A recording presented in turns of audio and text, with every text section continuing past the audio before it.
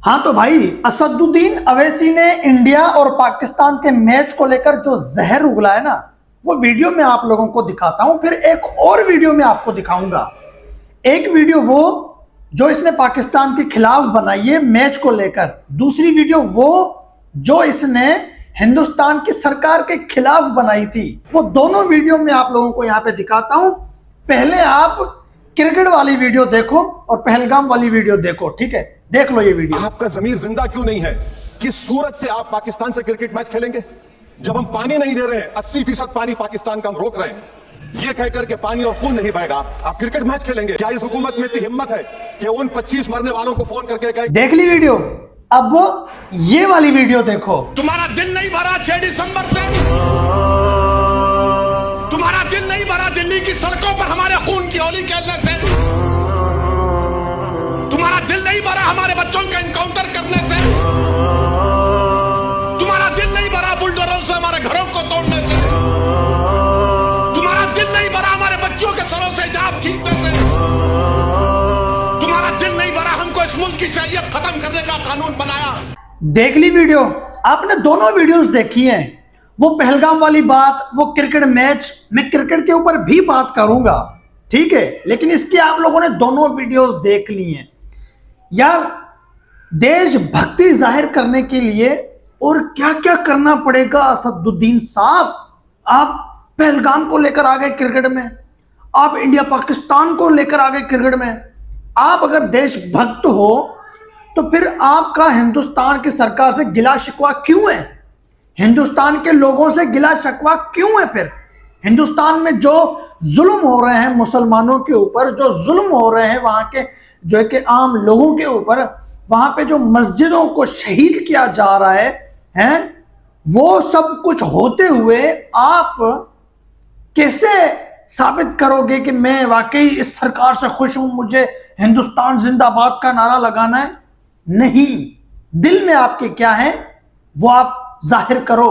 जो हिंदुस्तान के मुसलमानों ने 1947 में किया था ना, वो आज पाकिस्तान में आजाद बैठे हुए हैं, क्योंकि उन्होंने ये 2 नंबरी वाले धंधे नहीं किए थे, उन्होंने ये 2 नंबरी वाले काम नहीं किए थे, उन्होंने सच्चाई दिखाई थी, उन्होंने ये मुनाफिकी नहीं दिखाई थी जो आप दिखा रहे हो।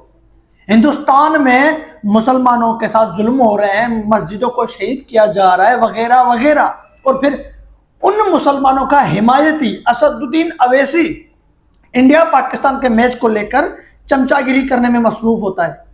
खुद को साबित करना होता है कि मैं एक हिंदुस्तानी हूं।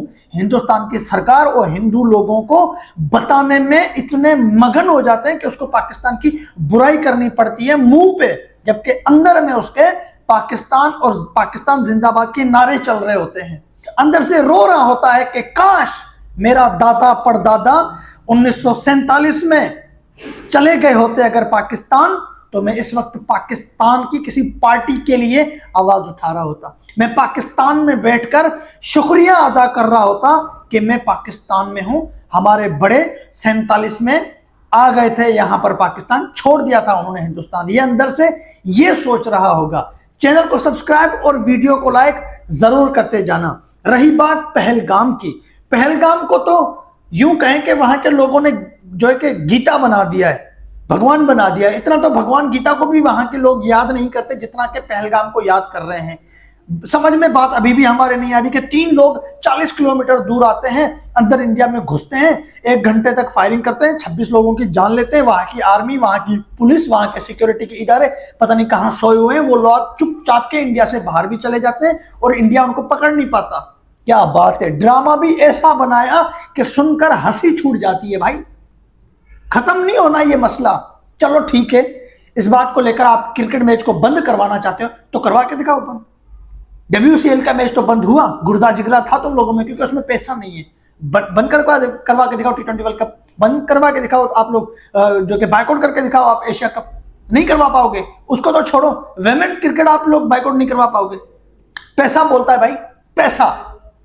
पैसे की वजह से क्या क्या हो रहा है हिंदुस्तान में आप सभी को पता नहीं है। असदुद्दीन अवैसी साहब वो लोकसभा में एक असेंबली में खड़े होकर बात वहां कुछ और हो रही थी, अब सरकार को बीच में खड़ा कर दिया, हिंदुस्तान की सवाल कर दिया उसको, क्रिकेट मैच क्यों हो रहा है? असदुद्दीन साहब, क्रिकेट मैच को छोड़ो, हॉकी के मैच भी हो रहे हैं, वॉलीबॉल वाले मैच भी हो रहे हैं, माजूर वाली क्रिकेट भी हो रही है, विमेन्स क्रिकेट टीम का मैच भी हो रहा है, कुश्ती वाली जो होती है पता नहीं कौन से 4-5 स्पोर्ट्स के मैचेस होते हैं इंडिया पाकिस्तान के हर साल, हर तीसरे महीने। वहां पे तो आपकी देशभक्ति नहीं नजर आती, वहां पे तो आपकी चमचागिरी नजर नहीं आती। आ जाए क्रिकेट इंटरनेशनल तो असदुद्दीन अवैसी जो रो रहा था कि तुम्हारा दिल नहीं भरा हमारे बच्चों के सरों से दुपट्टा खींचने का, तुम्हारा दिल नहीं भरा हमारी मस्जिदों को शहीद करने का, तुम्हारा दिल नहीं भरा कि दिल्ली की सड़कों पे हमारे जवानों को तुम लोगों ने हमारे बच्चों को का एनकाउंटर कर दिया, फिलाना ढिमकाना, इतना जुल्म हो रहा है। और जिस बंदे के साथ जो सरकार इतना जुल्म कर रही है आपके साथ, और आप रो भी रहे हो और उस सरकार को बाप भी बना रहे हो, ऐसा मुमकिन हो सकता है? नहीं हो सकता। असदुद्दीन अवैसी साहब, आपके इस बयान से मुझे कोई तकलीफ नहीं है, क्योंकि हम पाकिस्तान में मुसलमान हैं और आप हिंदुस्तान में मजबूर मुसलमान हैं। आप मुसलमानों के आगे मजबूर लिखा जाता है, समझा जाता है। हिंदुस्तान में मजबूर मुसलमान, पाकिस्तान में सिर्फ मुसलमान आप मजबूर हो वहां पर, इसीलिए आपको ऐसे बयान देने पड़ते हैं। और आप हिंदुस्तान में आजादी चाहते हैं कि हम मुसलमानों की सरकार अलग बन जाए, हमें आजादी चाहिए। आजादी ऐसे नहीं मिलेगी। अगर आजादी लेनी है, आजाद होना चाहते हो तो 47 में चले जाओ पीछे, या फिर किसी दिन पाकिस्तान के टूर पे आ जाओ। आपके हिंदुस्तान से आए हुए तकरीबन 2 करोड़ 1.5 करोड़ मुसलमान जो कि हिंदुस्तान से आए थे यहाँ पर, उस टाइम तो लाखों में आए थे, अभी उनकी आबादी 1.5 करोड़ या 2 करोड़ हो चुकी है, जिनको हम महाजिर कहते हैं। सिंध में रहते हैं, मेरे सिंध में, इस हैदराबाद में भी और कराची में भी। उनसे आके पूछो कि वो कैसे आजाद हुए थे हिंदुस्तान से। उन्होंने आपकी तरह चमचागिरी नहीं की थी, उन्होंने खून बहाया था, उन्होंने अपनों को खोया था, उन्होंने नारे लगाए थे। आज वो आजाद बैठे हुए हैं। कुछ लोग उसी टाइम शहीद हो गए तो उनकी आने वाली नस्ल आज सुख का सांस ले रही है पाकिस्तान में, और तुम क्या कर रहे हो? गुलाम, टके टके के गुलाम बने हुए हो। इतने मजबूर हो गए हो कि जंग के दौरान पाकिस्तान में मस्जिद शहीद हुई और तुम ऑपरेशन सिंदूर के स्टेटस लगा रहे थे, अपने इंस्टा और फेसबुक पेज के ऊपर तुम लोग तस्वीरें लगा रहे थे कि भाई ऑपरेशन सिंदूर को हम अंजाम दे रहे हैं, फलाना ढिमकाना वगैरह वगैरह है। अंदर से तुम रो रहे थे कि वहां मस्जिद शहीद हुई है और हम यहां पर हिंदुस्तान की सरकार को सपोर्ट कर रहे हैं कि come on Hindustan continue operation Sindoor है, जबकि वहां मस्जिद शहीद हुई है, बच्चे शहीद हुए हैं, मदरसे को जो है कि वो ड्रोन गिरा था, मस्जिद को ड्रोन गिरा था।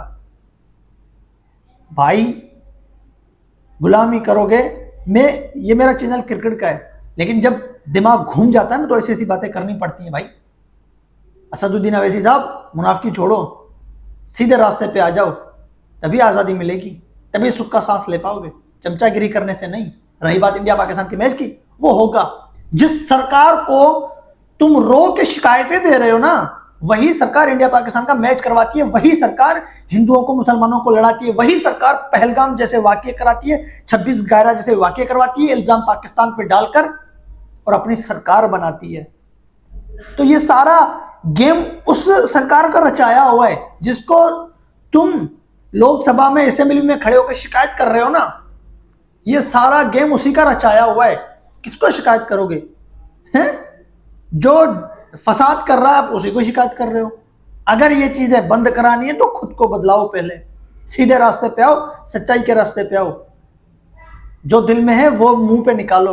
दिल में कुछ और, मुंह पे कुछ और। दिल में पाकिस्तान जिंदाबाद, मुंह पे हिंदुस्तान पाकिस्तान मुर्दाबाद। दिल के अंदर हिंदुस्तान मुर्दाबाद और दिल के बाहर हिंदुस्तान जिंदाबाद। क्या बात है!